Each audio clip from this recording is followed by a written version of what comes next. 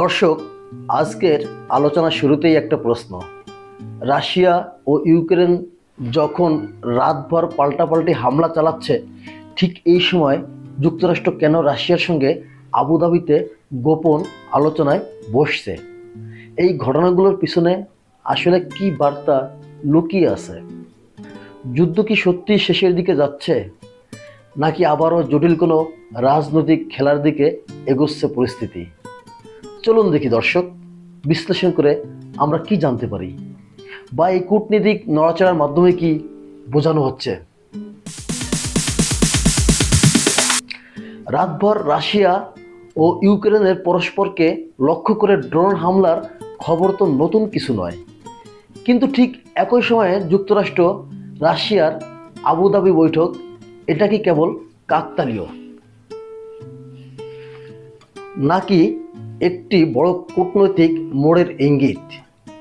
যুক্তরাষ্ট্র আগে থেকেই ইউক্রেনের পাশে ছিল, কিন্তু এখন তারা রাশিয়ার সঙ্গে সরাসরি আলোচনায় বসছে কেন?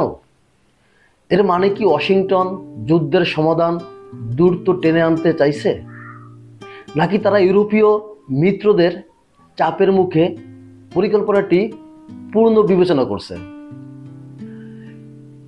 জেলেনস্কি যেসব সংশোধনকে স্বাগত জানালেন, সেগুলো কি বাস্তবেই ইউক্রেনের স্বার্থ রক্ষা করবে, নাকি শুধু কাগজে কলমে পরিবর্তন, আর রাশিয়া যে এসব পরিবর্তনকে অগঠনমূলক বলে সরাসরি প্রত্যাখ্যান করল, এটা কি তাদের শক্ত অবস্থান আরও স্পষ্ট করে দিচ্ছে? প্রশ্ন আসে, তাহলে শান্তি আলোচনার এই পুরো কাঠামো কতটা কার্যকর? কোনো সমাধানে পৌঁছানো কি আসলেই সম্ভব?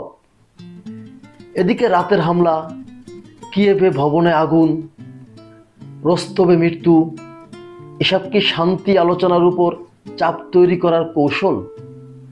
যুদ্ধ চলতেই থাকলেই আলোচনার পরিবেশটা কতটা স্থিতিশীল থাকবে?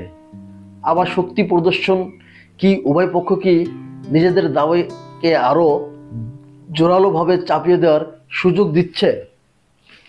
এমন পরিস্থিতিতে ফলাফল কি হতে পারে? যুদ্ধ কি ছোট হয়ে আসবে, নাকি আবারও বিস্তারিত হবে? আবুধাবির বৈঠক কি সত্যিকারের কোনো মাইল ফলক তৈরি করবে, নাকি কেবল আরেকটি কূটনৈতিক নাটকের পর্ব? ইউরোপীয় দেশগুলো যখন নিজেদের সংস্করণ তৈরি করে ইউক্রেনের সেনাবাহিনী বাড়ানোর কথা বলে এবং ন্যাটোতে যোগদানের পথ খোলা রাখে, তখন কি তারা যুক্তরাষ্ট্রের উপর আস্থা কমাচ্ছে? আর ট্রাম্পের বক্তব্য ভালো কিছু হতে পারে, তবে দেখা ছাড়া বিশ্বাস নয়। তা কি কোনো অচেনা ঝুঁকির পূর্বাভাস? এই আলোচনার প্রতিটি ধাপই বড় রাজনৈতিক সিগন্যাল তৈরি করছে। যুদ্ধ যে বিপুল মানবিক ক্ষতি করছে তা নতুন করে মনে করিয়ে দিচ্ছে।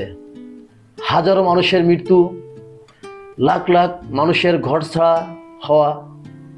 এরপর প্রশ্ন আসে, এই আলোচনাগুলো কি সত্যি মানুষের কষ্ট কমাতে সফল হবে, নাকি একই জায়গায় দাঁড়িয়ে আবার নতুন উত্তেজনা তৈরি করবে? শেষ পর্যন্ত এই রাতভর হামলা, তড়িঘড়ি কূটনীতি এবং পাল্টাপাল্টি অবস্থান, সব মিলিয়ে পরিস্থিতি কোন দিকে মোড় নিচ্ছে? শক্তির রাজনীতি কি শান্তির পথে বাধা দিচ্ছে, নাকি অবশেষে আন্তর্জাতিক চাপ রাশিয়া ও ইউক্রেনকে সমঝোতার দিকে ঠেলে দিবে? দর্শক, উত্তরগুলো এখনও অনিশ্চিত। দর্শক, যদি এমন গভীর বিশ্লেষণ চান নিয়মিত পেতে, তাহলে অবশ্যই চ্যানেলটি সাবস্ক্রাইব করুন, আর আপনার মতামত কমেন্টে জানাতে অবশ্যই ভুলবেন না। ধন্যবাদ সবাইকে।